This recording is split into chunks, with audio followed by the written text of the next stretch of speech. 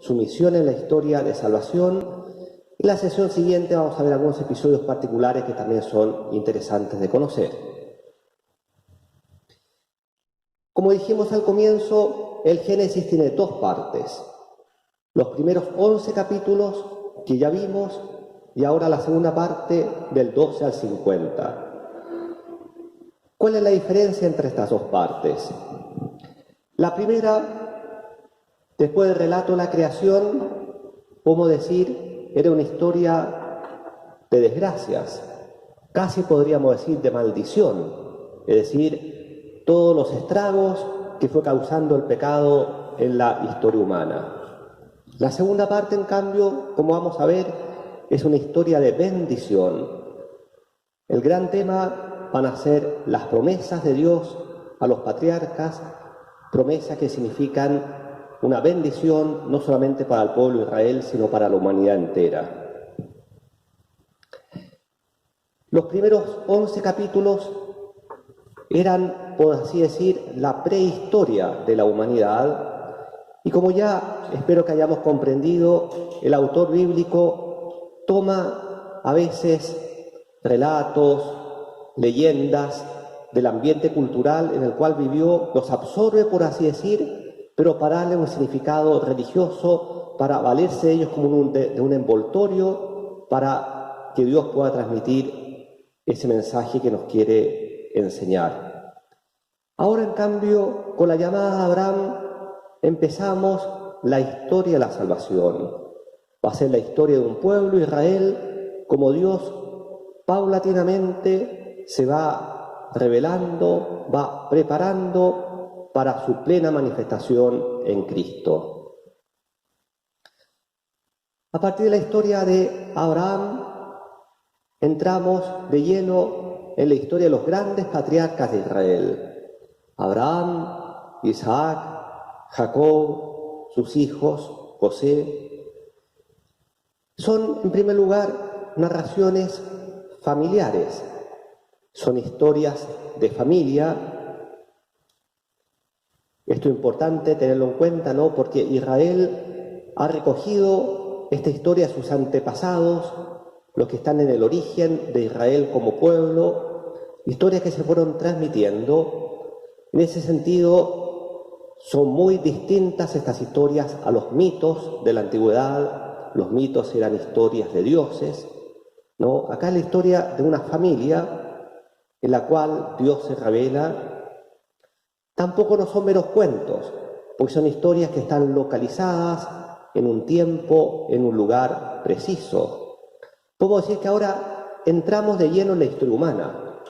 La vocación de Abraham la podemos situar históricamente hacia el año 1850 a.C. Estas historias familiares son historias, podríamos decir, de familias, de clanes.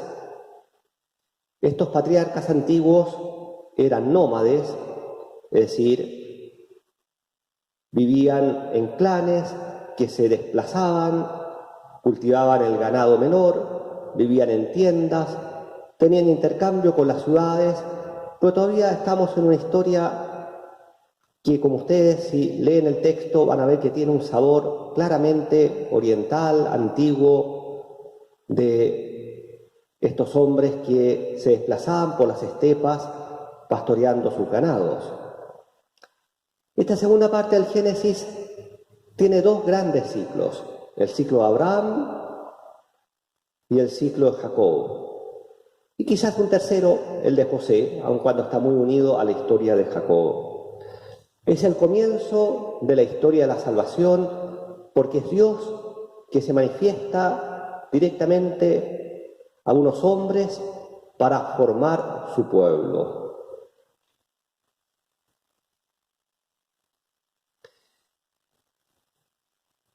Al final de la sesión anterior, los últimos versículos del capítulo 11 nos mostraba una primera emigración de Terah, el padre Abraham, que eran oriundos de Ur, en la Baja Mesopotamia. Ur fue una ciudad importante a comienzos del segundo milenio antes de Cristo, Hubo una primera migración a Harán, ahí en el norte de la Mesopotamia, y desde Harán, o Harán, es que Abraham va a recibir la primera llamada de Dios a dirigirse a esta tierra desconocida, como lo vamos a ver. Entonces ustedes en este mapa pueden ver el itinerario que siguió Abraham, desde Ur a Harán, y de Harán a la tierra de Canaán, al borde del Mediterráneo, que es hoy la tierra de Israel, que fue la tierra prometida del Antiguo Testamento, y también la tierra de Jesús. El capítulo 12 del Génesis se inicia con la llamada de Abraham. Dios le habla y le dice: vete de tu tierra y de tu patria y de la casa de tu padre a la tierra que yo te mostraré. Toda vocación empieza con una llamada de Dios. Piense lo que significó esto para Abraham. Era un hombre ya mayor, tenía 75 años, parece ser que tenía una buena posición, porque lo vamos a ver después que tenía ganado, tenía esclavos, siervos, y Dios le dice que deje su tierra, sus posesiones, todo lo que tiene, para que se dirija a una tierra desconocida. Y Abraham parte. Abraham cree en esta palabra de Dios que ha escuchado. Y luego viene la promesa. La llamada, la promesa.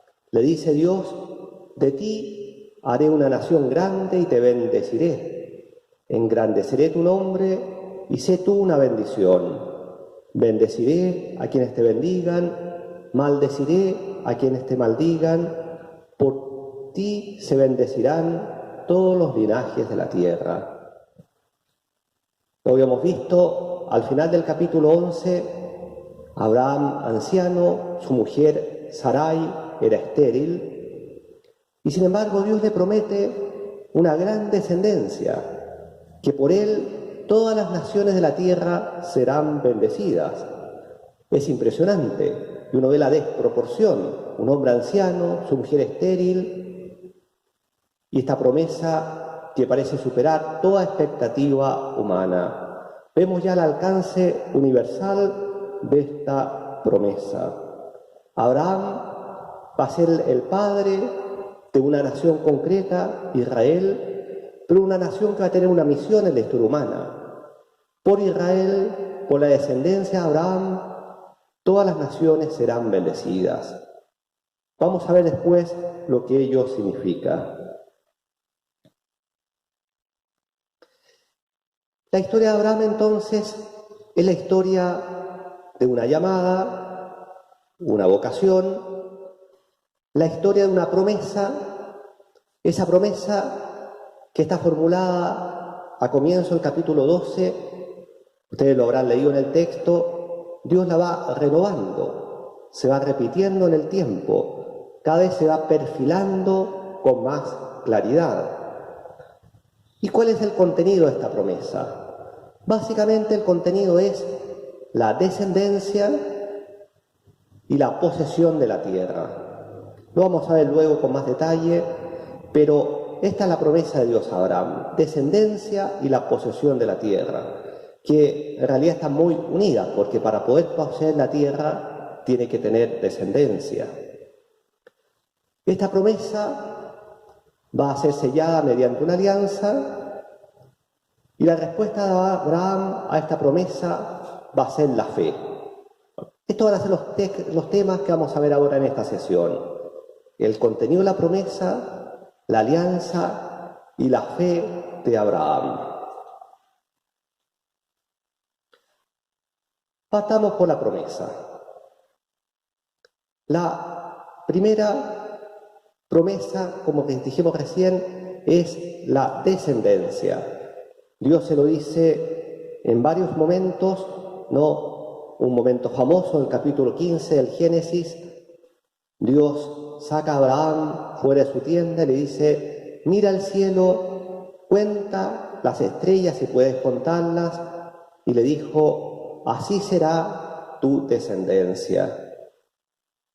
En otro momento le dice que su descendencia será como las arenas del mar, o sea, incontable. Imagínense lo que significa para Abraham, vuelvo a decir, un hombre anciano. En un comienzo, Abraham piensa, bueno, soy anciano, mi mujer es estéril, esta promesa se irá a cumplir a través de mi criado. Él tenía un criado, una especie de mayordomo, Eliezer de Damasco, y lo natural para este hombre, además que en el derecho antiguo de la Mesopotamia, cuando un hombre era estéril, era el criado quien lo heredaba, pero no. Dios en el capítulo 15 del Génesis le va a decir a Abraham, no va a ser el criado quien te va a heredar, sino uno que saldrá de tus entrañas.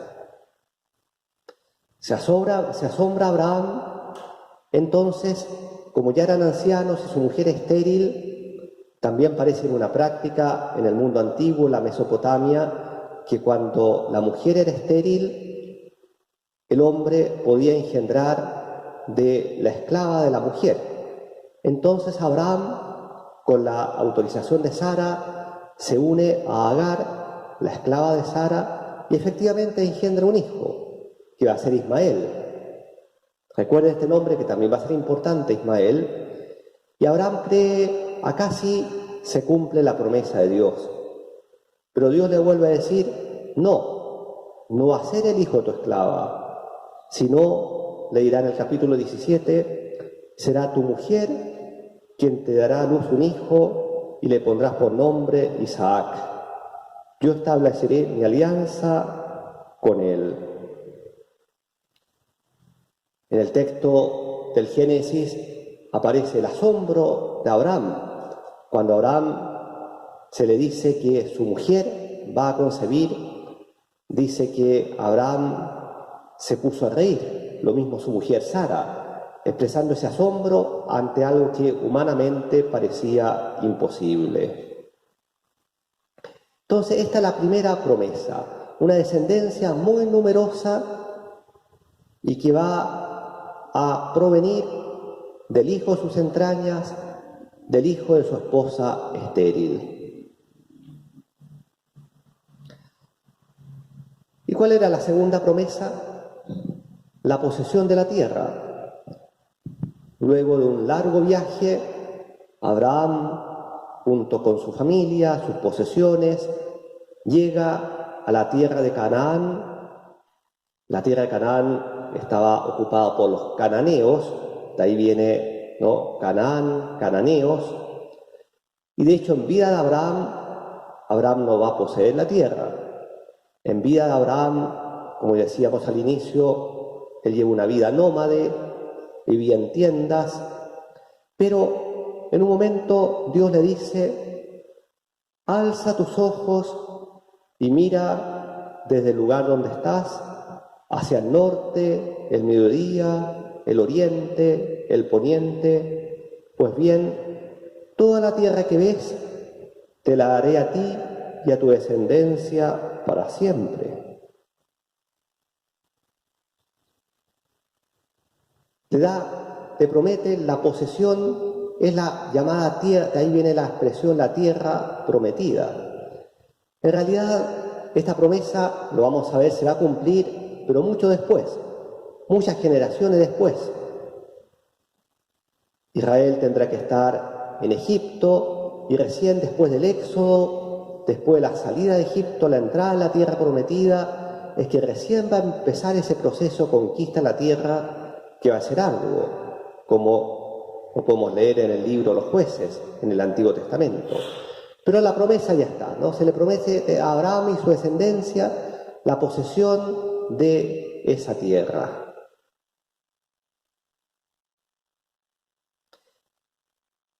Decíamos que la promesa va a ser sellada mediante una alianza. Tenemos acá la segunda alianza. ¿Se acuerdan cuál era la primera? La primera fue la alianza que Dios selló con Noé, después del diluvio. Ahora tenemos la segunda alianza del Antiguo Testamento con Abraham. Más tarde tendremos la gran alianza con Moisés. En el Génesis hay dos relatos de la alianza, una primera alianza en el capítulo 15 y después esa alianza es renovada en el capítulo 17. Veamos el primer relato. Y le dijo: Yo soy Yahvé, que te saqué de Ur de los Caldeos para darte esta tierra en propiedad. Él dijo: Mi señor, Yahvé, ¿en qué conoceré que ha de ser mía? Díjole: Tráeme una novilla de 3 años, una cabra de 3 años, un carnero de 3 años, una tórtola y un pichón. Tomó él todas estas cosas y partiéndolas por medio, puso cada mitad enfrente de la otra. Los pájaros no los partió. Las aves rapaces bajaron sobre los cadáveres, pero Abraham las espantó. Y sucedió que estando ya el sol para ponerse, cayó sobre Abraham un sopor y de pronto le invadió un gran sobresalto. Yahvé dijo a Abraham: Has de saber que tus descendientes serán forasteros en tierra extraña. Los esclavizarán y oprimirán durante 400 años. Pero yo a mi vez juzgaré a la nación a quien sirvan, y luego saldrán con gran hacienda. Tú, en tanto, vendrás en paz con tus padres, serás sepultado en buena ancianidad. Y a la 4ª generación volverán ellos acá, porque hasta entonces no se habrá colmado la maldad de los amorreos. Y, puesto ya el sol, surgió en medio de densas tinieblas un horno humeante y una antorcha de fuego que pasó por entre aquellos animales partidos. Aquel día firmó Yahvé una alianza con Abraham, diciendo: A tu descendencia he dado esta tierra desde el río de Egipto hasta el río grande, el río Éufrates. Los kenitas, kenicitas, cadmonitas, hititas, pericitas, refaitas, amorreos, cananeos, girgasitas y jebuseos. Como pueden ver, Dios le anuncia el futuro a Abraham, le señala que él va a morir en buena ancianidad, pero que sus descendientes van a ser forasteros en tierra extraña, donde van a ser oprimidos durante 400 años. Bueno, es toda la época en que los descendientes de Abraham, lo vamos a ver al final del Génesis, van a estar en Egipto. Pero le anuncia que van a salir de Egipto y van a volver y van a llegar a poseer la tierra. Y Dios establece una alianza mediante un rito, este rito de los animales y una antorcha de fuego que pasa en medio de ellos. Parece ser que este rito era un rito bastante común en los pueblos de la antigüedad. Pero un detalle interesante, que la presencia de Dios se marca mediante esa antorcha de fuego que pasa por en medio de los animales. Es un símbolo que lo vemos ya acá y lo vamos a ver muchas veces en la Escritura. Dios que se manifiesta en el fuego. Lo vemos en el monte Sinaí, lo vemos en esa columna de fuego que guiaba al pueblo de Israel por el desierto, y lo veremos mucho después en el Nuevo Testamento, en el día de Pentecostés. Y decía el texto que leímos: aquel día firmó Yahvé una alianza con Abraham diciendo. Es una alianza unilateral, podemos decir, porque solo Dios se compromete. Por ahora no le pide nada a cambio a Abraham. Dios se compromete a darle la tierra a su descendencia. Al predecirle el futuro, le señala que no va a ser inmediatamente, va a ser después, en un futuro todavía lejano, pero Dios se compromete. Como les señalé, hay un segundo relato de la alianza. En el capítulo 17, esta alianza es renovada por Dios y va a ser también especificado su contenido. Escuchemos el relato. Cuando Abraham tenía 99 años, se le apareció Yahvé y le dijo: Yo soy El Shaddai, anda en mi presencia y sé perfecto. Yo establezco mi alianza entre nosotros dos y te multiplicaré sobremanera. Cayó Abraham rostro en tierra y Dios le habló así: Por mi parte, he aquí mi alianza contigo. Serás padre de una muchedumbre de pueblos. No te llamarás más Abraham, sino que tu nombre será Abraham, pues padre de muchedumbre de pueblos te he constituido. Te haré fecundo sobremanera, te convertiré en pueblos y reyes saldrán de ti. Y estableceré mi alianza entre nosotros dos y con tu descendencia después de ti, de generación en generación, una alianza eterna de ser yo el Dios tuyo y el de tu prosperidad. Yo te daré a ti y a tu posteridad la tierra en que andas como peregrino, todo el país de Canaán en posesión perpetua, y yo seré el Dios de los tuyos. Dios dijo a Abraham: Guarda pues mi alianza, tú y tu posteridad de generación en generación.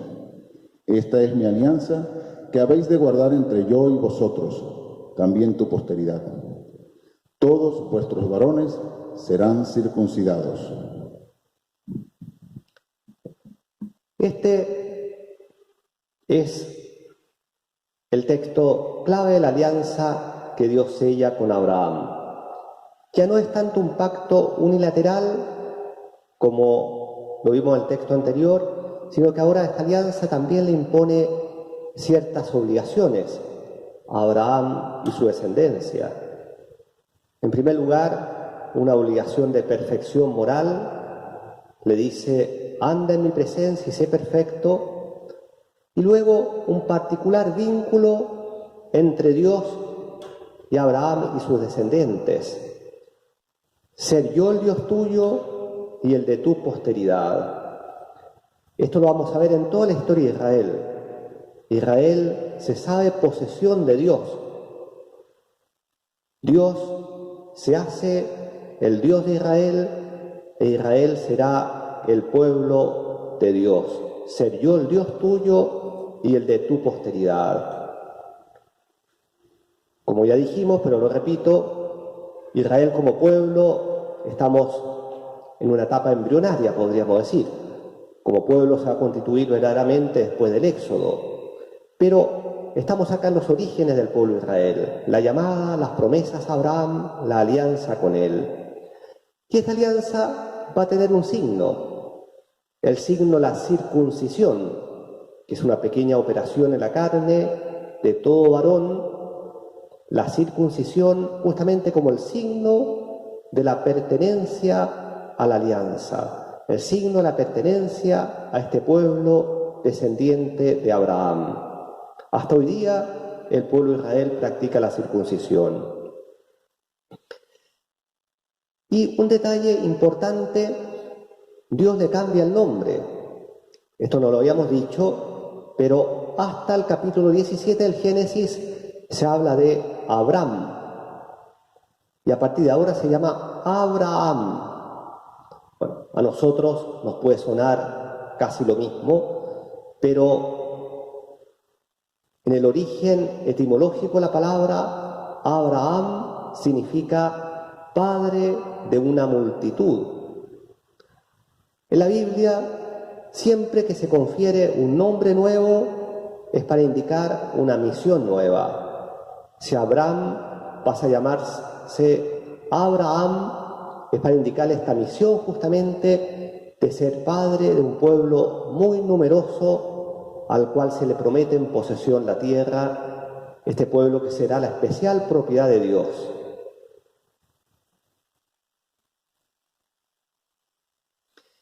Entonces, recordemos el hilo conductor de esta sesión.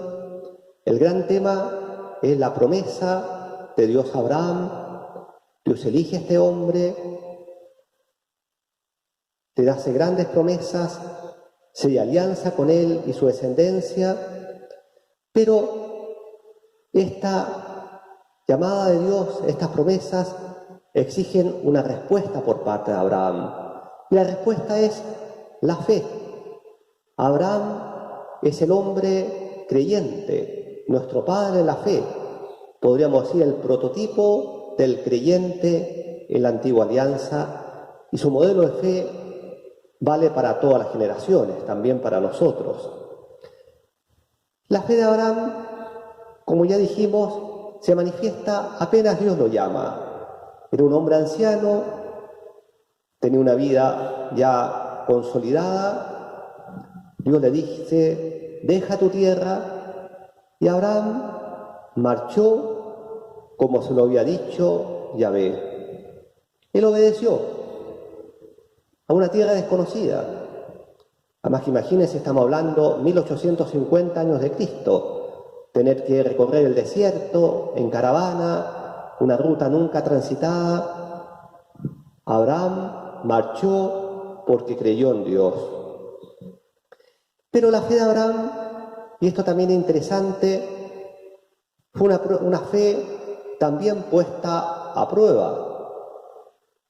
También a nosotros nos pasa. La historia de fe de una persona no siempre es una historia lineal, serena, tranquila. Muchas veces es una historia probada, en la cual nos faltan vacilaciones. En primer lugar, esta promesa de Dios a Abraham tardó en cumplirse. Desde que Dios lo llama hasta que nace su hijo Isaac, van a pasar casi 25 años. La promesa Dios la va renovando, como decíamos, se va haciendo cada vez más clara, más nítida, más diáfana, pero tarda en cumplirse.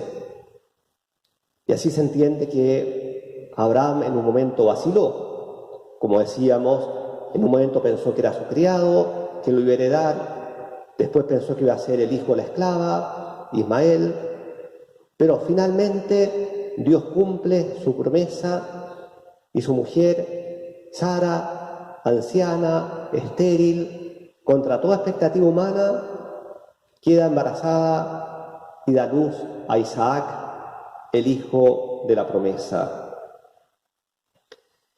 En el capítulo 15 del Génesis hay una expresión que es clave.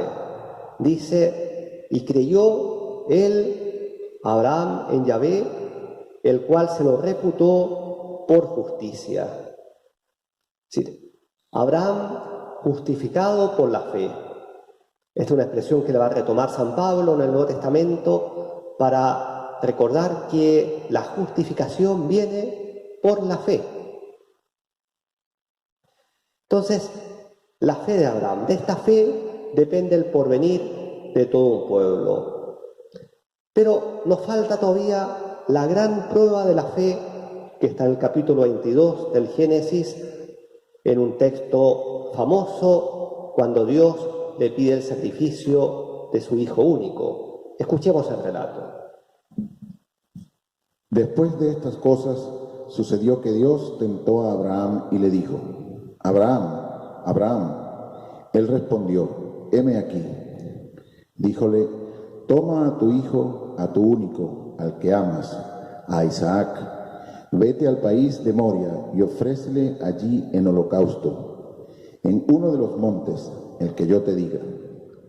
Levantóse pues Abraham de madrugada, aparejó su asno y tomó consigo a 2 mozos y a su hijo Isaac. Partió la leña del holocausto y se puso en marcha hacia el lugar que le había dicho Dios. Al tercer día levantó Abraham los ojos y vio el lugar desde lejos. Entonces dijo Abraham a sus mozos, quedaos aquí con el asno. Yo y el muchacho iremos hasta allí, haremos adoración y volveremos donde vosotros. Tomó Abraham la leña del holocausto, la cargó sobre su hijo Isaac, tomó en su mano el fuego y el cuchillo y se fueron los 2 juntos. Dijo Isaac a su padre, Abraham, Padre, respondió, ¿qué hay, hijo? Aquí está el fuego y la leña, pero ¿dónde está el cordero para el holocausto? Dijo Abraham, Dios proveerá el cordero para el holocausto, hijo mío. Y siguieron andando los 2 juntos. Llegados al lugar que le había dicho Dios, construyó allí Abraham el altar y dispuso la leña. Luego ató a Isaac, su hijo, y le puso sobre el ara, encima de la leña. Alargó Abraham la mano y tomó el cuchillo para inmolar a su hijo. Entonces le llamó el ángel de Yahvé desde los cielos diciendo: Abraham, Abraham. Él dijo: heme aquí. Dijo el ángel: no alargues tu mano contra el niño, ni le hagas nada, que ahora ya sé que eres temeroso de Dios, ya que no me has negado tu hijo, tu único. Levantó Abraham los ojos, miró y vio un carnero trabado en un zarzal por los cuernos. Fue Abraham, tomó el carnero y lo sacrificó en holocausto en lugar de su hijo. Abraham llamó a aquel lugar Yahvé provee, de donde viene, se dice hoy en día, en el monte Yahvé provee. Es una escena sin duda dramática. Tengo que entender el contexto de la época. En la tierra de Canaán, que vivían los pueblos cananeos, era común que estos pueblos ofrecieran sacrificios humanos, muchas veces de niños, en sus altares y en sus lugares sagrados. Por eso quizás a Abraham no le extrañó tanto la petición de Dios, aun cuando significaba echar por tierra toda la promesa. 25 años que había demorado Dios en darle un hijo y ahora lo debe sacrificar. Abraham, el hombre de fe, cree sin entender.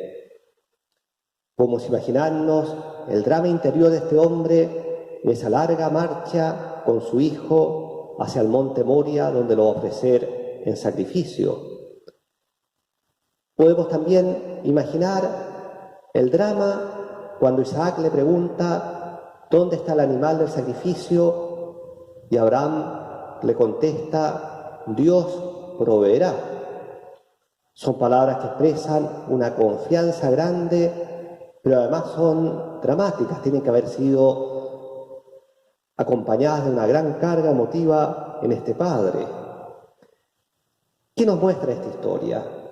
La fe, no, esa confianza en la providencia de Dios, ese creer muchas veces sin comprender. A veces lo que Dios nos pide, humanamente no lo comprendemos, pero Dios, más que comprender, nos pide confiar. Y la fe es soltar el futuro, soltar esas amarras de la vida para vivir en el presente de Dios. A veces queremos tener todo controlado, todas las variables a nuestra mano, pero Dios nos pide soltar el futuro, dejarlo en sus manos. La promesa necesita la obediencia a la fe. Bueno, sin duda, esta historia dramática tuvo un final feliz. Dios no iba a aceptar el holocausto de su hijo. El ángel de Dios sujeta la mano de Abraham. Y aquí también está el origen. Israel desde un comienzo se opuso tenazmente a la práctica pagana, a los sacrificios humanos, y por eso más tarde la prescripción del Éxodo de rescatar siempre con un animal que se ofrece en sacrificio a todos los primogénitos de Israel. Pero la historia es la historia de la fe puesta a prueba, esa fe que exige esa confianza, ese soltar las amarras, ese vivir el presente de Dios, aun cuando no comprendamos.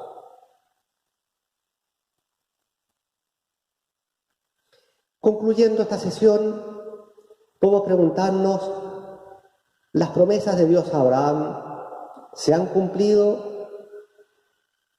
Podemos decir, han pasado más de 4.000 años, casi 4.000 años, y la descendencia de Abraham, de este hombre que creyó en Dios, sin duda que ha sido muy numerosa. Los judíos hasta hoy día son descendientes de Abraham en la carne. Pero también el Islam, los musulmanes se dicen herederos de Abraham, Ellos se dicen ser descendientes de Ismael, el hijo de la esclava. Y nosotros cristianos, como lo va a explicar muy bien San Pablo en el Nuevo Testamento, somos los hijos de Abraham en la fe. En la fe. Es cierto, no pertenecemos según la carne al pueblo de Israel, pero por la fe, recuerden que Abraham fue justificado por la fe nos hemos hecho descendientes de Abraham en Cristo, porque estamos injertos en Cristo y Cristo es la verdadera descendencia de Abraham. Eso también lo dice la carta a los Gálatas, que la descendencia de Abraham es Cristo. Cristo efectivamente, por la genealogía de la Santísima Virgen, descendía a Abraham. Bueno, y ahí se entiende también la promesa, la bendición de todas las naciones. Es en Cristo que todas las naciones de la tierra han sido bendecidas. Y la promesa de la tierra, bueno, Israel efectivamente llegó a poseer la tierra de Canaán. La poseyó después del Éxodo, la poseyó hasta que fueron expulsados de la tierra de Palestina en tiempo del Imperio Romano. Y hoy día el pueblo de Israel ha vuelto a sentarse en la tierra. Pero acá estamos en el primer libro de la Biblia. En la medida que vamos avanzando en la Biblia, vamos viendo que esa promesa a la tierra cada vez se va haciendo quizás menos terrena y más espiritual. Esa tierra concreta de Canaán es el símbolo de esa otra tierra, de esa otra patria a la cual Dios nos llama. Y eso en Cristo ya está claro. El reino de los cielos no es el reino de esta tierra. Ese reino es el reino de los humildes, de los que creen. Y por eso que Jesús va a decir en las bienaventuranzas, bienaventurados los mansos, porque ellos poseerán la tierra en herencia. ¿Cuál tierra? La tierra definitiva, el reino de Dios. La próxima sesión vamos a seguir viendo otros aspectos de la vida de Abraham. Y ahora la breve tarea, leer esos números del catecismo, hacer un breve resumen y luego preguntarme, a ver, Abraham es mi padre en la fe. ¿Cómo me ilumina en mi vida el ejemplo de Abraham? Y envíe la tarea al correo electrónico que está ahí señalado. Muchas gracias. Gloria al Padre, y al Hijo, y al Espíritu Santo, como era en el principio, ahora y siempre, por los siglos de los siglos. Amén.